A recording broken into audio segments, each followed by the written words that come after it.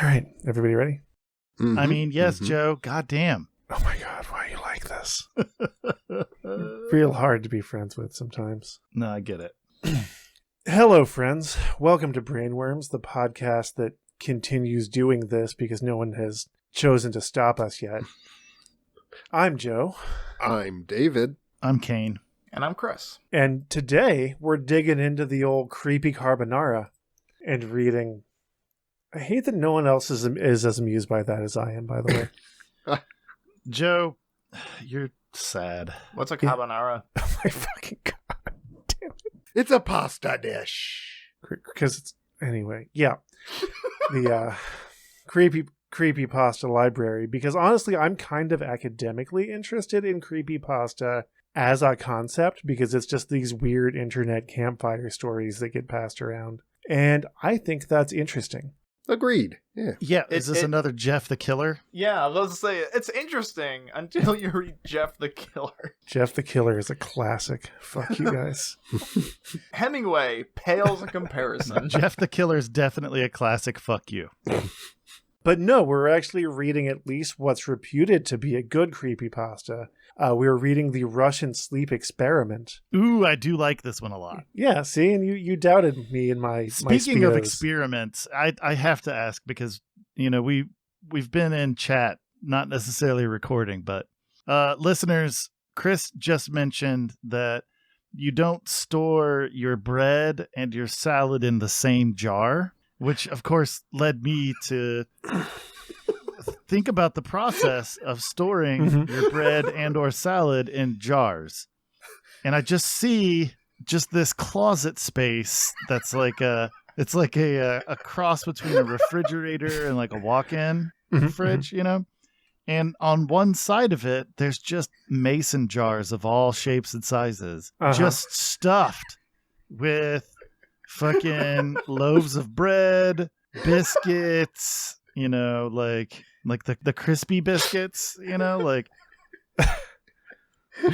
a whole host of bread products, right? Right, yeah. And then a firm line separating those breads from just jars full of cabbage and carrots and lettuce and that's what I am envisioning. The thought I keep getting is like when a kid catches a cricket or something and they just put like some grass and then just like poke holes in the top. Like that's the visual that I'm getting for some reason.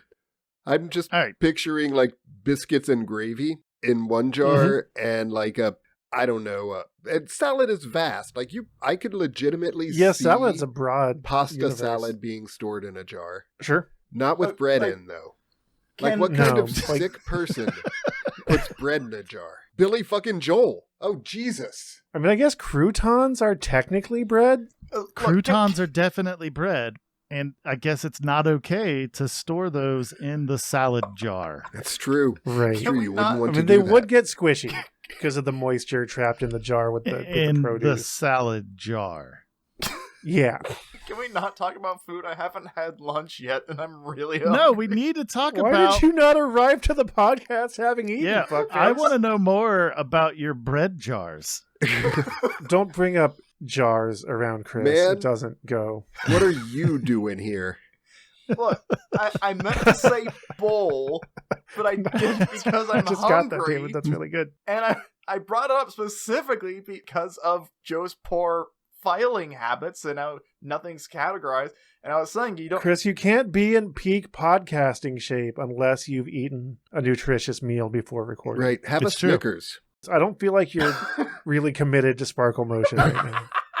Wait, Sparkle Motion. That was the best line in that movie. I liked it too. We should talk about the Russian sleep experiment, I think. Did you guys know that Donnie Darko and Bubble Boy came out in the same year?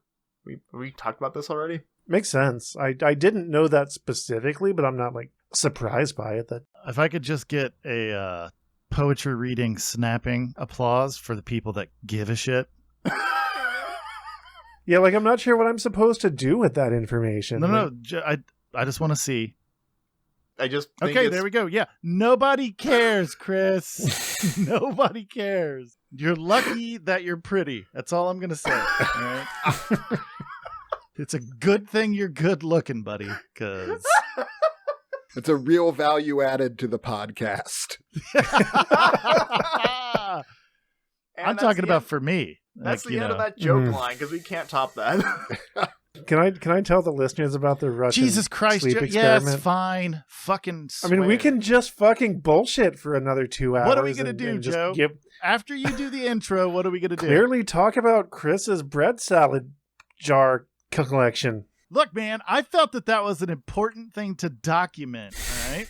My apologies if you didn't feel that the fact that Chris stores his fucking bread in a jar very And says, "Man, what are you separate, doing here?" That was really good. very separate from his fucking salad, all right? You don't mix those two jars. And then you opened the door, and now we're learning that Donnie Darko and Bubble Boy came out the same year. No, I didn't open that door. All right. No one ever closed that door. All right. There is no door. All right. It's just a gaping hole. Whoa. All right. A gaping hole. I'm concerned. And now we're going to put some pasta in it. We Some are creepy some spooky pasta. spaghetti. Ooh. Yeah. Go ahead, Joe. Fill us in on this. Fill us in. Fill it. Fill your hole. Just stuff it. Stuff your spaghetti hole. Stuff it with a mason jar. That will go over well. That has No, never got. Chris, Don't Google enough. that. Don't Google. Enough. All right. Isn't that a thing because of like the seal that the jar creates? Like, isn't that really bad to do? Yeah, that's real bad. Don't do that. Don't turn it around. Don't just avoid mason jars and anuses entirely. Don't put anything that's not designed to be jammed in your butt is really Yeah. like there are plenty of products Everything. purpose built. Everything is designed to fit in your butt if That's not you true. have the ambition. All right. Or is That's your not butt true. designed to swallow everything? There you go. I think it's probably anything can go in your butt, but not everything can come back out. That's fair. At least not with medical attention, right?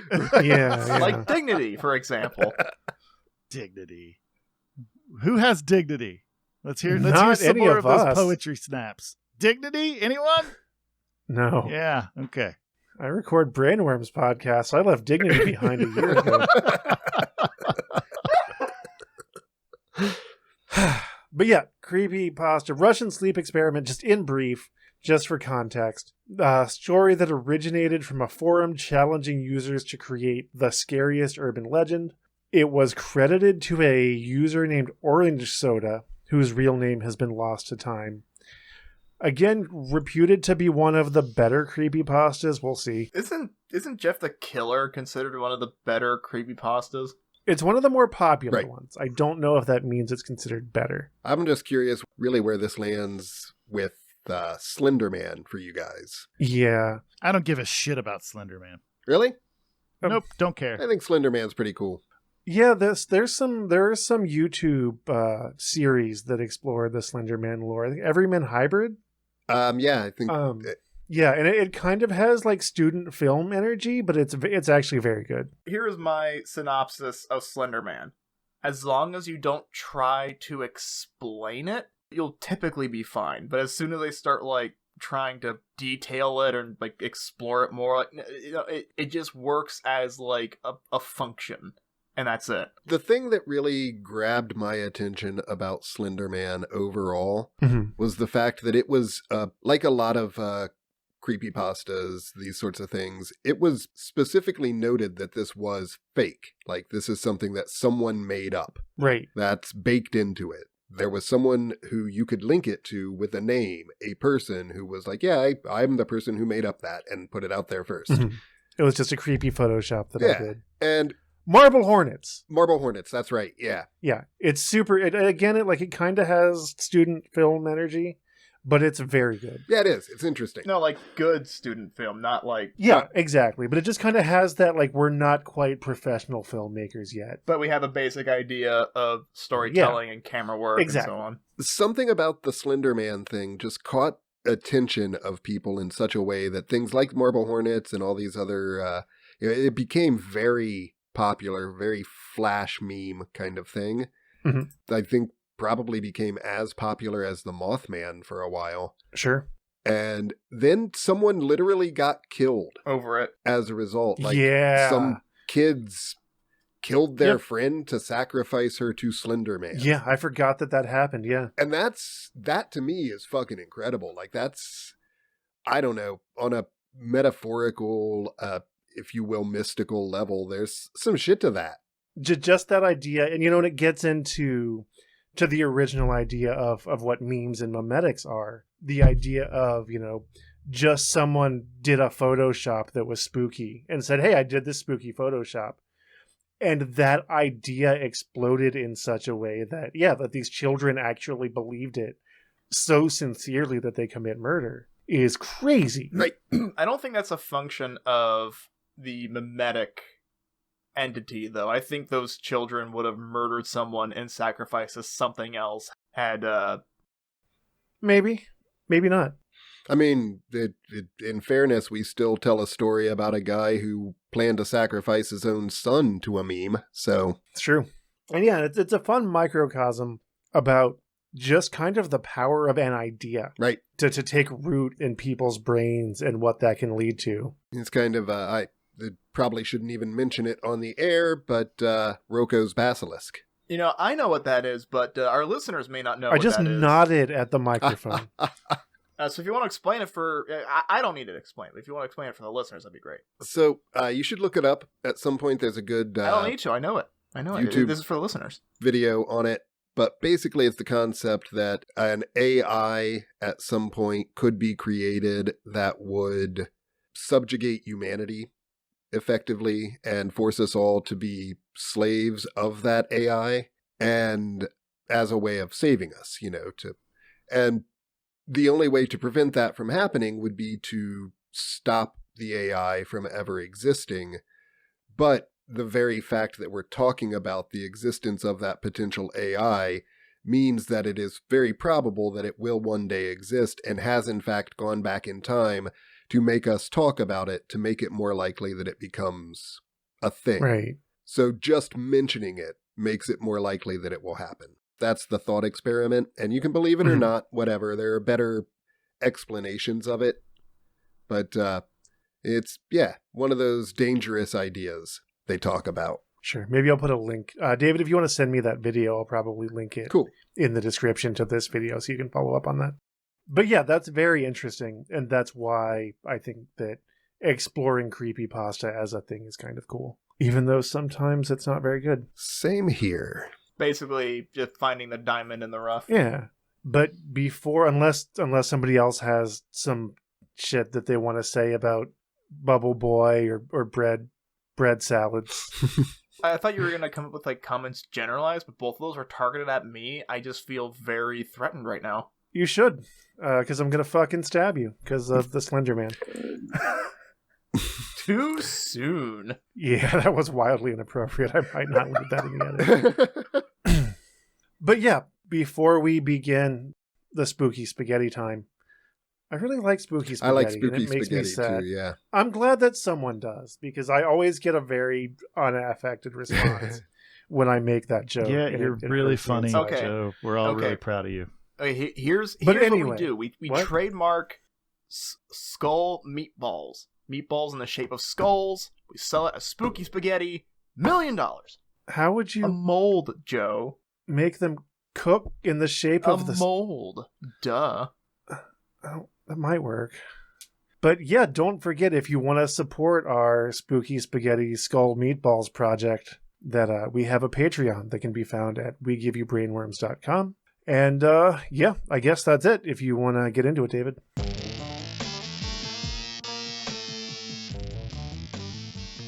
All right. The Russian sleep experiment. Russian researchers in the late 1940s kept 5 people awake for 15 days using an experimental gas-based stimulant. They were kept in a sealed environment to carefully monitor their oxygen intake so the gas didn't kill them, since it was toxic in high concentrations. This was before closed-circuit cameras, so they had only microphones and 5-inch thick glass porthole-sized windows into the chamber to monitor them. The chamber was stocked with books, cots to sleep on but no bedding, running water and toilet, and enough dried food to last all 5 for over a month. Why? This doesn't sound like good scientific method.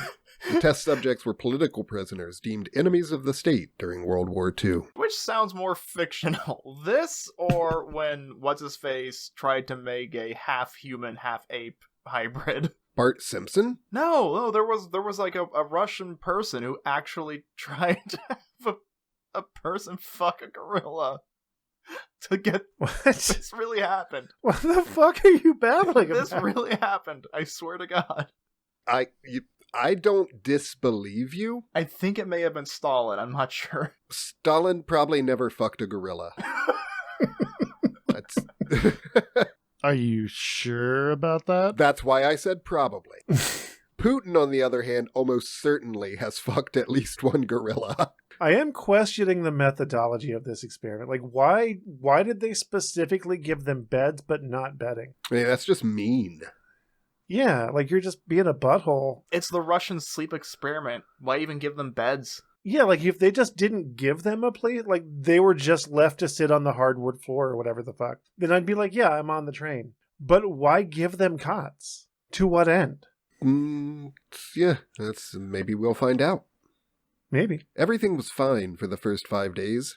The subjects hardly complained, having been promised, falsely, that they would be freed if they submitted to the test and did not sleep for 30 days.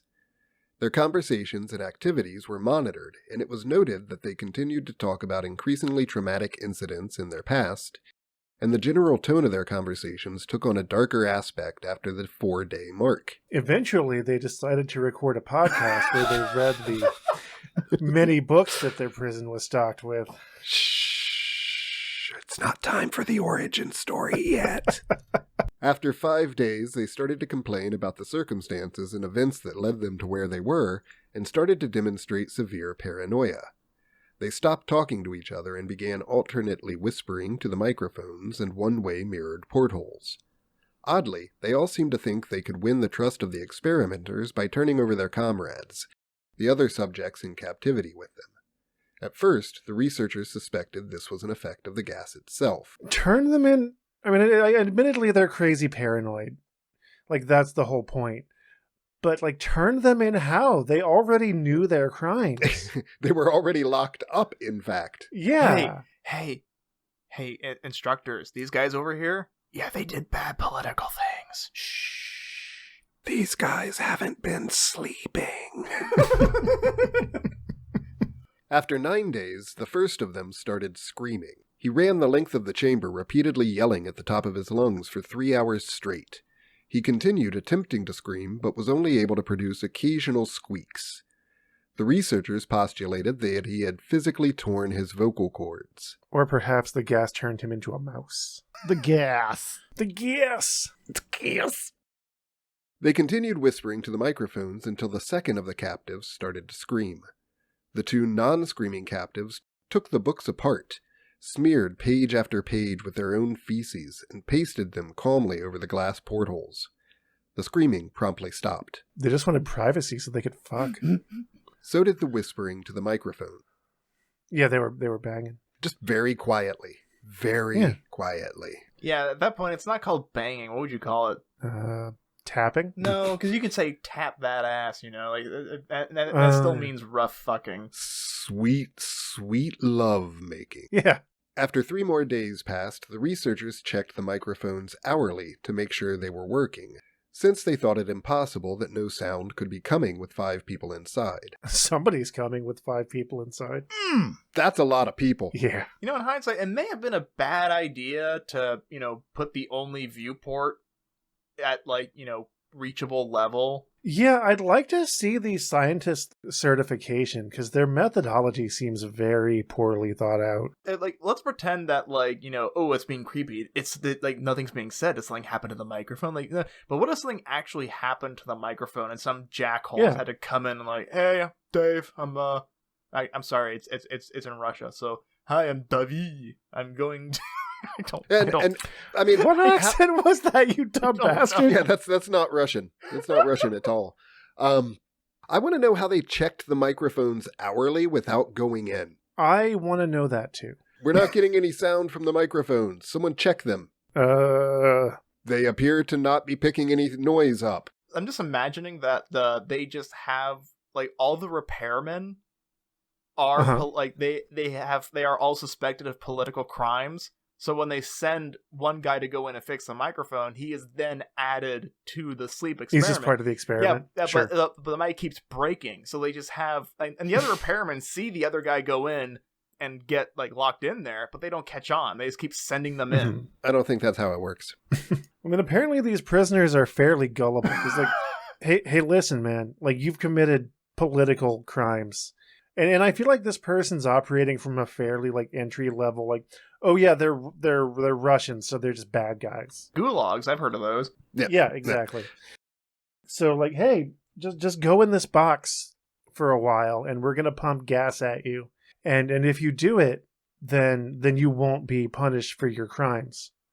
And they were like, yeah, seems legit to me. Yeah, let's do it. Yeah, sure. I mean, what I want to know is like, okay, who gave these scientists their grant money? Right. Who's funding this? To what end? Well, to find out what happens if people don't sleep for 30 days. They die. and again, I think that might be coming from this writer's sort of very basic, like, oh yeah, the Russian government is just evil, so they're just going to commit these atrocities for the sake of it. Yeah, I mean, this would be much more realistic if it was the American government and these people were black. Yeah. That might have been a little too real. I'm sorry. MKUltra.com. The oxygen consumption in the chamber indicated that all 5 must still be alive. In fact, it was the amount of oxygen 5 people would consume at a very heavy level of strenuous exercise. That's because they're fucking. Definitely fucking. On the morning of the 14th day, the researchers did something they said they would not do to get a reaction from the captives. They used the intercom inside the chamber. Hoping to provoke any response from the captives they were afraid were either dead or vegetables. Vegetables. They announced, "We are opening the chamber to test the microphones. Step away from the door and lie flat on the floor, or you will be shot. Compliance will earn one of you your immediate freedom." To their surprise, they heard a single phrase in a calm voice response. "We no longer want to be freed." Oh shit. Oh, man. Debate broke out among the researchers and the military forces funding the research. Hey, there you go. Oh, there we go. Okay, it's a military project, sure. That explains the complete lack of humanity. Yeah, or oversight. Yeah. Unable to provoke any more response using the intercom, it was finally decided to open the chamber at midnight on the 15th day. The chamber was flushed of the stimulant gas and filled with fresh air, and immediately voices from the microphones began to object. 3 different voices began begging, as if pleading for the life of loved ones to turn the gas back on. The chamber was opened, and soldiers sent in to retrieve the test subjects. And this tracks with the era. Could this have just been aerosolized methamphetamine? Very... Because that would explain a lot. Right? Please don't turn the gas off. Come on, man, just a little more. When it gets low, I get itchy. They began to scream louder than ever, and so did the soldiers when they saw what was inside. 4 of the 5 subjects were still alive, although no one could rightly call the state that any of them in life. Dun, dun, dun. That's okay. The food rations past day 5 had not been so much as touched. There were chunks of meat from the dead test subject's thighs and chest stuffed into the drain in the center of the chamber, blocking the drain and allowing 4 inches of water to accumulate on the floor. It's a lot of piss. Precisely how much of the water on the floor was actually blood was never determined. All 4 surviving test subjects also had large portions of muscle and skin torn away from their bodies. Whoa. I am thinking that probably the amount of water on the floor that was actually blood is roughly the amount that would have been inside of test subject number 5 initially. Yeah, that makes sense. That's probably it, yeah. Mm-hmm. The destruction of flesh and exposed bone on their fingertips indicated that the wounds were inflicted by hand, not with teeth as the researchers initially thought. Closer examination of the position and angles of the wounds indicated that most, if not all of them, were self-inflicted. The abdominal organs below the rib cage of all 4 test subjects had been removed. Yeah, I think they're just crazy on meth. Yeah. I'm with you on that. Just Fucking constant bath salts. Yeah. Replace all of the setup and context with Florida man space, and yeah. Yeah, 4 Florida men were locked in a room. Yeah, that counts. While the heart, lungs, and diaphragm remained in place, the skin and most of the muscles attached to the ribs had been ripped off, exposing the lungs through the rib cage. All the blood vessels and organs remained intact. They had just been taken out and laid on the floor, fanning out around the eviscerated but still living bodies of the subjects. Again, sounds like the work of someone who's just heavily on amphetamines to me. The digestive tract of all 4 could be seen to be working, digesting food. It quickly became apparent that what they were digesting was their own flesh that they had ripped off and eaten over the course of days. This doesn't really seem to, line up with the biology? Brilology?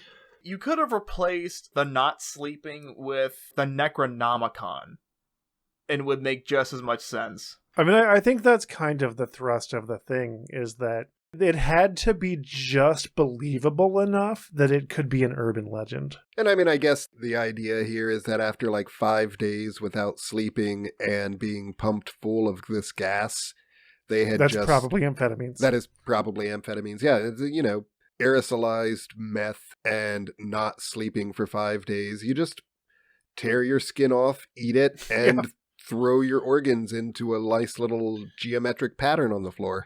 Mm-hmm, mm-hmm. And very precisely and surgically skin this victim, but still leave the blood vessels exposed somehow with your hands. That's why they got rid of their fingertips, so their, bony bones could... Oh, yeah, there you go. Little scalpels. Yeah, that makes sense. Kaine would know about that. He formed appendages. I did.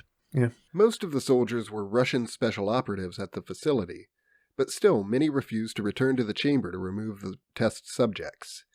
They continued to scream to be left in the chamber and alternately begged and demanded that the gas be turned back on, lest they fall asleep. Just do it. Just let them fucking eat each other in there. It's fine. To everyone's surprise, the test subjects put up a fierce fight in the process of being removed from the chamber. Why was that a surprise? Well, I mean, they were basically just laying splayed out with their own blood vessels and internal organs lying in front of them. So, yeah.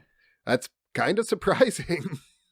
Again, this would make more sense if it was they were left in a room with a Necronomicon. Right. Well, I mean, I think that it's the gas. It's one of those, what is it? Was it Arthur C. Clarke that said any science that's sufficiently advanced is indistinguishable from magic? Yeah. I think it's that. I think that the gas is they're kind of dancing around this idea that the gas, which I still think is amphetamines, is some kind of weird voodoo science. Yeah. And that's what's doing this to them. Well, I cloud of old one. Yeah. I disagree, Joe. I think the gas is left nebulous because the writer had no other way to think to keep people awake. Also possible. Think about an amateur creepypasta writer. If they had this backstory of nebulous voodoo magic, you don't think they would explore that? Yeah, maybe. Yeah. I think communism was just a red herring. I'm gonna rip my own vocal cords out now.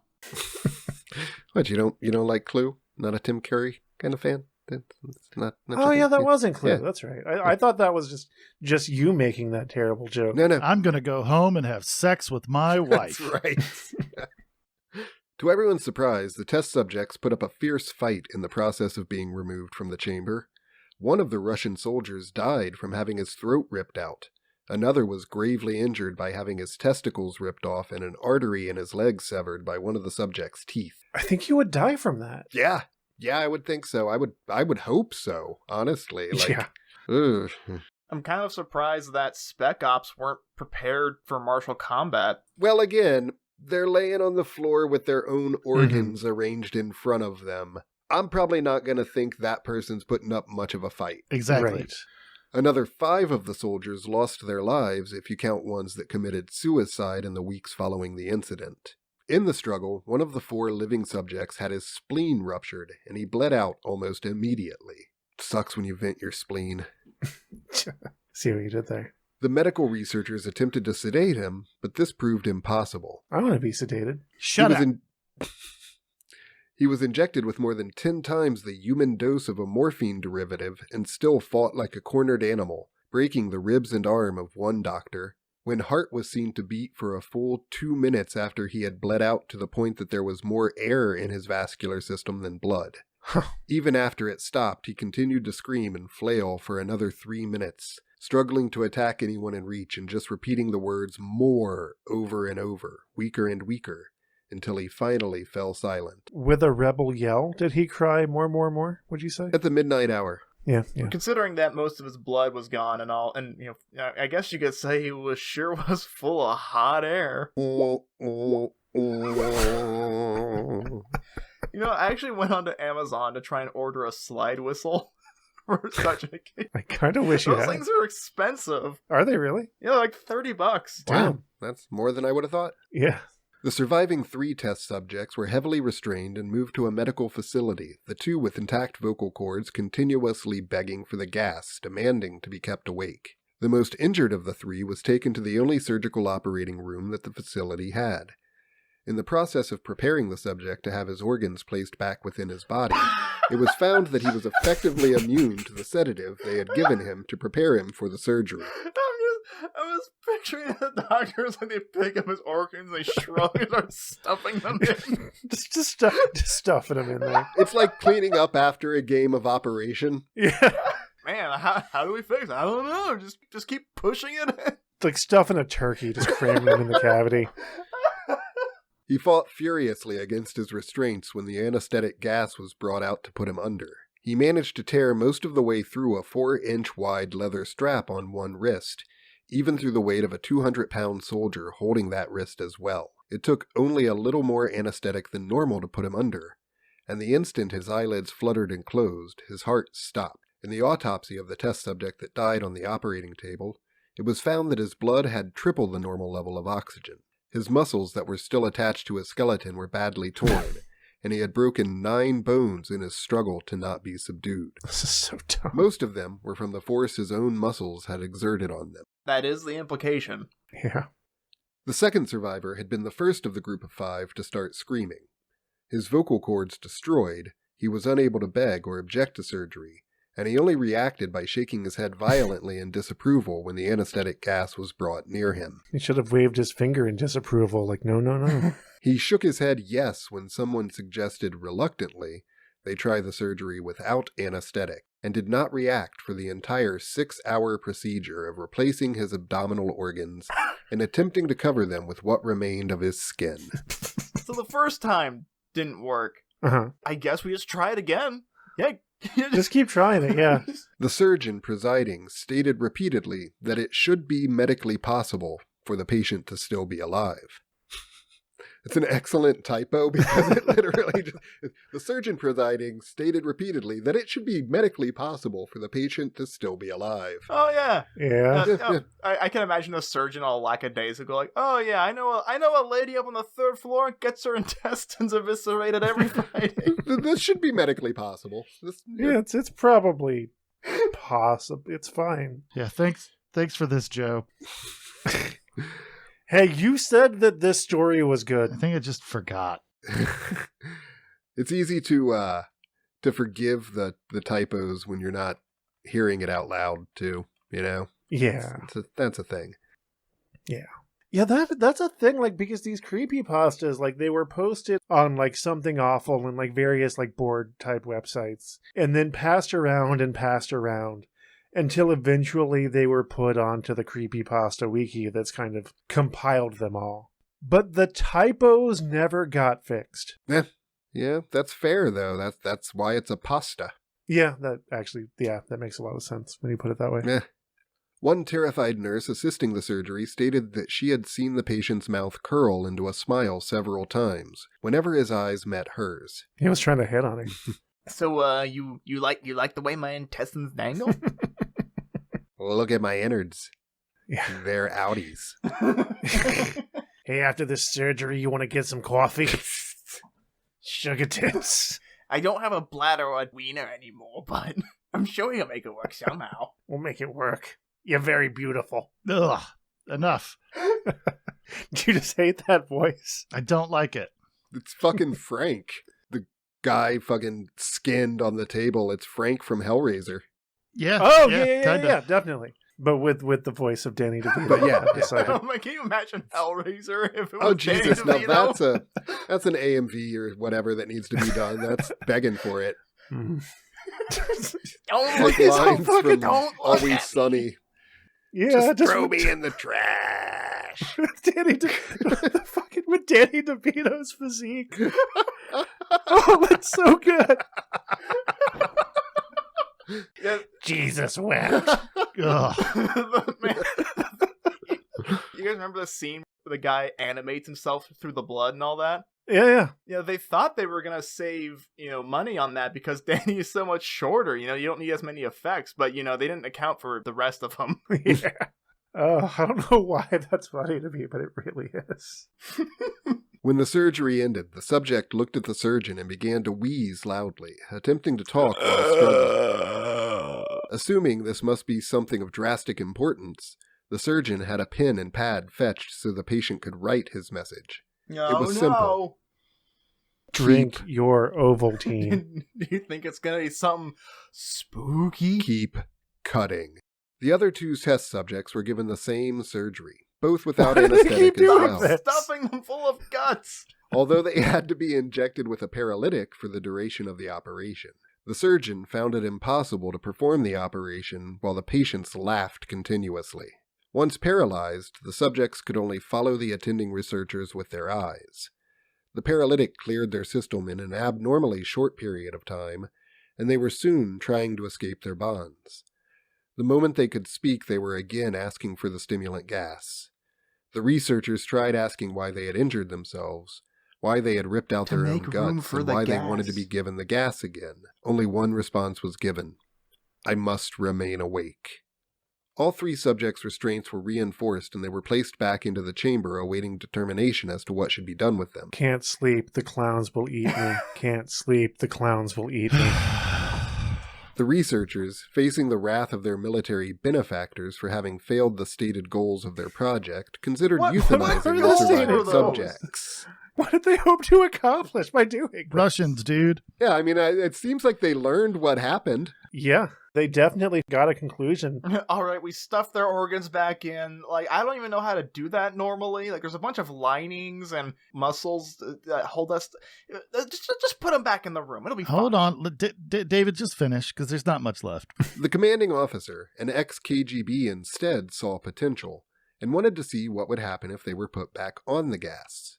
The researchers strongly objected, but were overruled. Put them on the gas! In preparation for being sealed in the chamber again, the subjects were connected to an EEG monitor and had their restraints padded for long-term confinement. To everyone's surprise, all three stopped struggling the moment it was let slip that they were going back on the gas.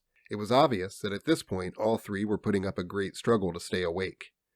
One of the subjects that could speak was humming loudly and continuously. The mute subject was straining his legs against the leather bonds with all his might, first left, then right, then left again for something to focus on.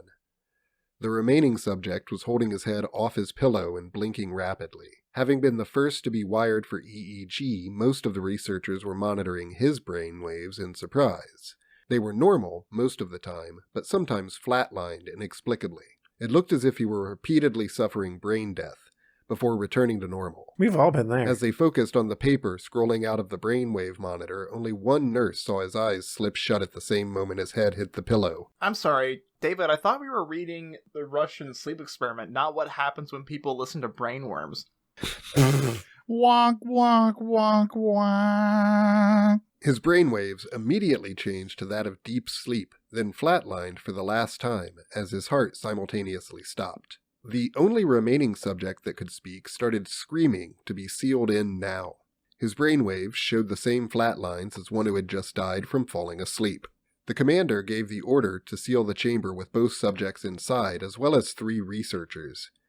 One of the named three immediately drew his gun and shot the commander point blank between the eyes, then turned the gun on the mute subject and blew his brains out as well. He pointed his gun at the remaining subject, still restrained to a bed, as the remaining members of the medical and research team fled the room. "I won't be locked in here with these things, not with you!" he screamed at the man strapped to the table. "What are you?" he demanded. "I must know!" The subject smiled. "Have you forgotten so easily?" the subject asked. "We are you. We are the madness that lurks within you all, begging to be free at every moment in your deepest animal mind. We are what you hide from in your beds every night. We are what you sedate into silence and paralysis when you go to the nocturnal haven where we cannot tread." The researcher paused. And let me guess, the researcher paused and then shot him and shot himself, and I'm story. The researcher paused, then aimed at the subject's heart and fired. The EEG flatlined as the subject weakly choked out, "So nearly free." Huh.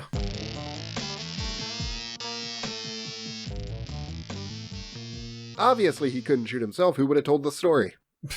The omniscient narrator, obviously. Again, this would have made way more sense if it was the Necronomicon, instead of just keeping them awake. The top comment here from someone named Angel Kim Dagavzi Yeah. a day ago is just, bruh. Okay, then. All right, well, how do we feel about that time? Could have been worse. Yeah, I mean, so obviously, it's a creepypasta. It goes without saying it's not real. Like, and it's unsourced. Wait, it's thing. not? I thought this was a true story, David. Hold on. And in general, the horror vibe of the whole thing, the terrible things that I think it would have been stronger if it had been the experimenters doing it to them rather than them doing it to themselves. That kind of muddies the whole thing. Right. It does make it seem more like something. Chris is right. This would be better with a Necronomicon supernatural kind of twist. Sure. I guess it's just the gas keeping them awake.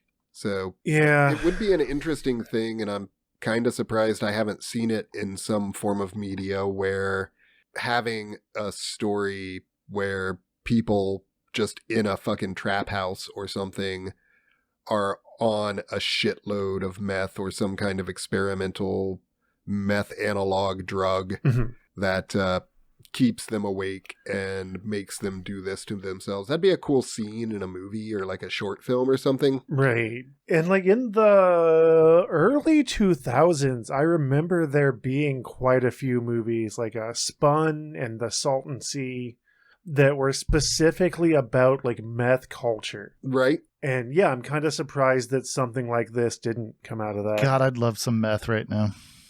One thing that I want to say before I forget, it feels like the writer of this had a cool creative idea, which was, what if we're all insane, horrible monsters on this deep down level, and sleeping is what keeps that at bay. It's like, okay, cool, I want to turn that into a thing. And then everything else was just driving to that idea with reckless abandon. Yeah, So the idea, yeah, that's an interesting idea. It was just enough to get to that point, and then we're done. That's pretty much exactly what happened here. Yeah. There's not a lot of nuance. There aren't characters so much.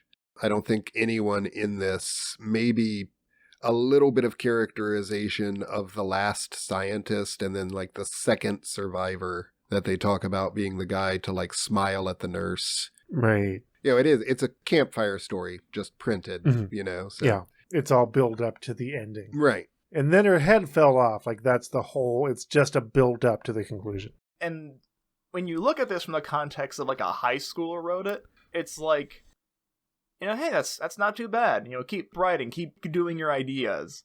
As soon as you take it out of that context, it just crumbles. Sure. Well, sure. I think that judging things like this, you can't really judge folklore by literary terms. Right. At least not in the same way. And that's very much what this is. This is, folklore.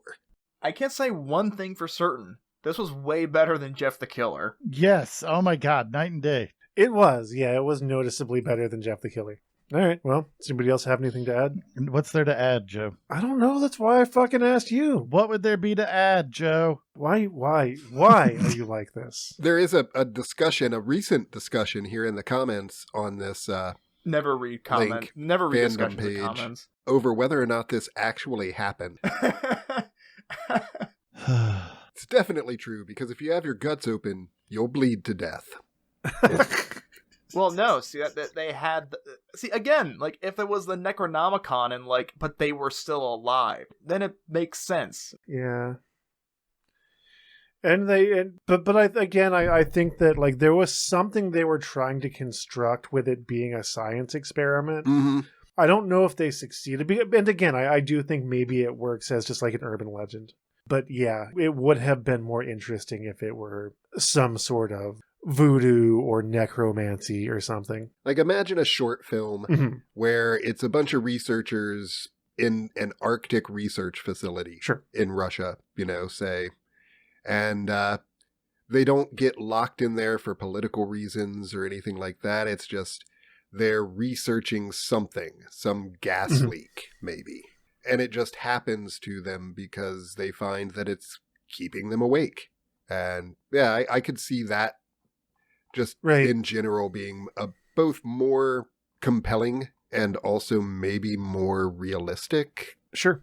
Which is interesting because, again, I think that's what they were trying to construct, was something that was plausible as like an urban legend. Right. And yeah, I don't know if they succeeded. And another thing is that the horror is not well focused upon.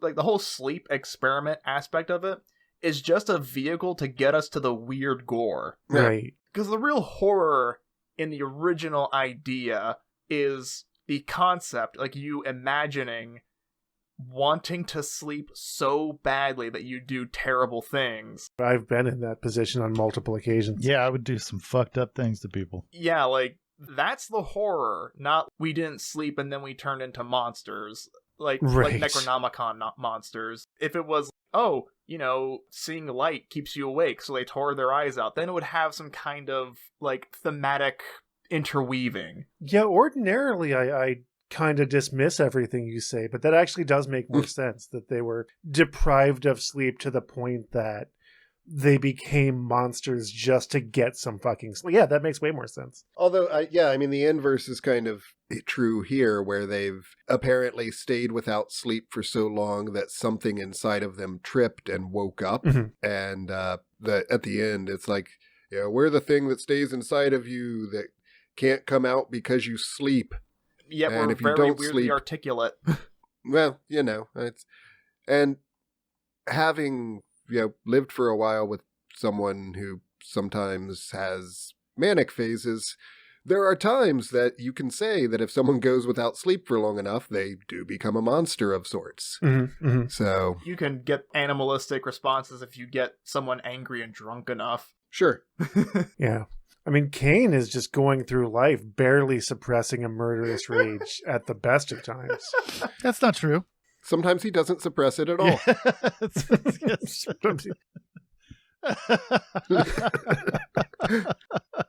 Yeah, that's what I was getting at. Sorry, didn't mean to step on your thunder there. Vice Admiral joke explainer. Yep. Sometimes I just don't repress it at all. I mean, have we covered everything? Do I need to stay here? Can I go into the furnace? I think we've made our point, unless someone has something to add. What the fuck? Who has anything to add? And then we have another, 10 or 15 minute conversation. Kaine. All I'm saying is bread jar and salad jar. You keep them separate, all right? Yeah, and definitely keep them separate from the cum jar. Oh, God, yeah. Do not make that mistake again. Don't refrigerate your semen. Don't refrigerate anything that comes out of you. Yeah, because then it won't crystallize and make your Cheo crystals in the sun. That's shockingly good life advice, Chris. It actually is, yeah. I mean, is it though?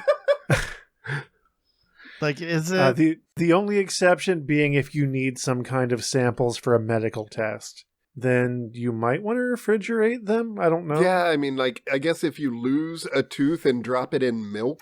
Put it in milk, yeah. Okay, so real quick, okay, to clarify, if a medical profession, if someone in a lab coat asks you to refrigerate your piss, first ask to see their medical license, and then do what they tell you to do. Yeah, don't trust the lab coat.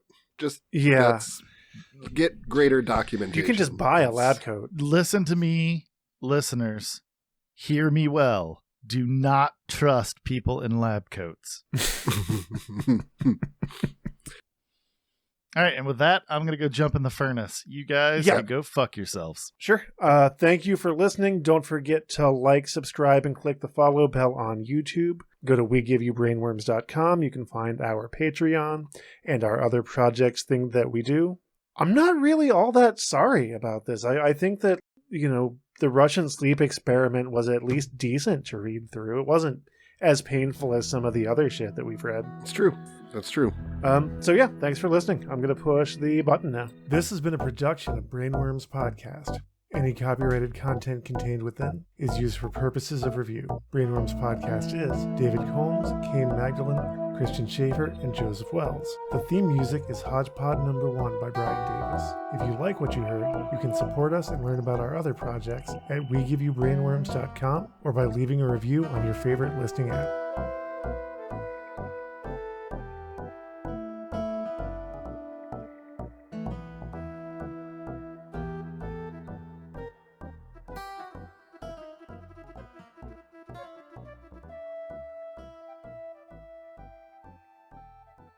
The gas.